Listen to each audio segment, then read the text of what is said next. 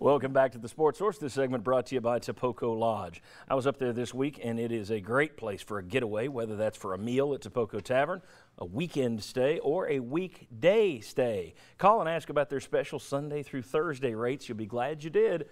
Tapoco Lodge at tapoco.com. All right, reason to believe. We were talking about T. Martin. Well, in Game 7, he throws 24 consecutive completions against South Carolina and sets an NCAA record. That's how far he came from that Syracuse game to South Carolina. Vols knock off UAB, the game that Will forgot you guys played. Still don't remember. And then Game 9, talking about, okay, now you're just starting to think destiny is with this bunch. The incredible 28-24 win over Arkansas. Let's start with video right there of that Arkansas game. Tennessee ranked #1 for the first time all year, for the first time in many, many years. Offense doesn't do much. Not much at all. And then it looks like it's all she wrote. Arkansas's got the ball. All they have to do is run the clock out. And that is when Billy Ratliff just walks into the Vol legendary all-time Mount Rushmore type thing.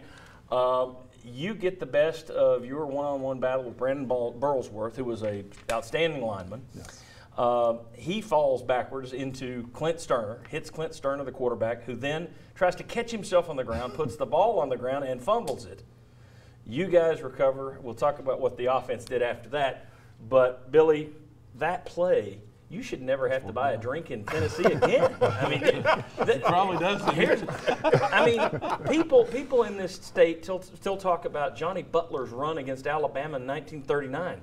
What's it mean to you that 80 years from now, when we're all gone, people are still going to be saying, there it is, Billy Ratliff against Arkansas? Well, I mean, I'll tell you this here. I mean, you know, that game was a special game too, man. I mean, especially playing Arkansas, they're undefeated. You know, they had a lot of hype coming in. And, of course, you know, us, you know, we never think to even lose to Arkansas, you know, because we always knew that if we beat Florida, we can beat anybody. And the rest of the SEC was nobody to us in a sense. This game, it was one of the toughest games I've ever played in my life, man. You know, I'm saying the kid that I'm playing against, Brandon Burlsworth, one of the best offensive linemen I played. You know, I think I had at least 3 or 4 stingers. It was hard. Yeah. You know, I've never played against anybody like that. But for some freak instance, for 3 straight plays, I think he took those plays off, because that whole game, he whooped my butt all game, man. All game, you know, it was a tough situation for me. I thought that one. You got the best on that one. And go down in the history books forever. I mean, that's a forever play to save a national championship season. And there's a lot of things that have to happen. Every play has to go your way. Yeah. But that's pretty special, man. That's pretty special in the long history of Tennessee football, to be the guy that's going to be associated with the game in the season. Props.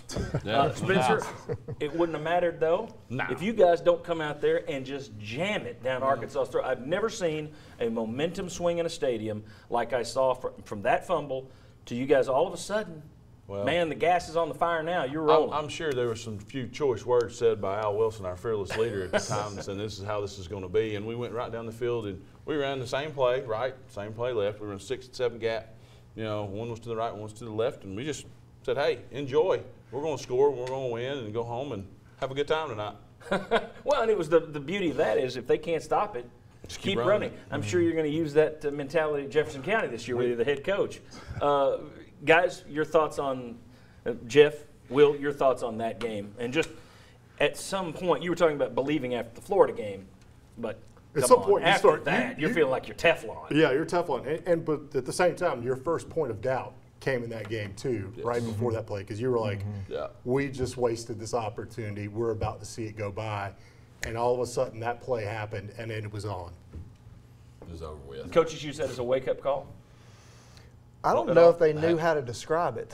I don't know. Or were they just relieved to get through I don't know if we knew one thing. We got by, and it wasn't going to happen again. So it was one of them crazy things. But you know what? Great teams, for the most part, always win close ball games. Yep. And we saw that in the 90s and even into the 2000s. And that's just, I think, and you look at our 98 season, we won every close ball. We won every game, but we certainly won all the close ball games. And in 97, when we got beat, we got blown out. Right, yeah. 96, we lost Florida one close ball game. Florida and Nebraska. 95, we got blown out. So at least for my 4 years, every time it was a close game except for one time, we always won. Now, there was one more comeback that was left, and we'll talk about the win in Atlanta over Mississippi State next. Come on back on the Sports Source.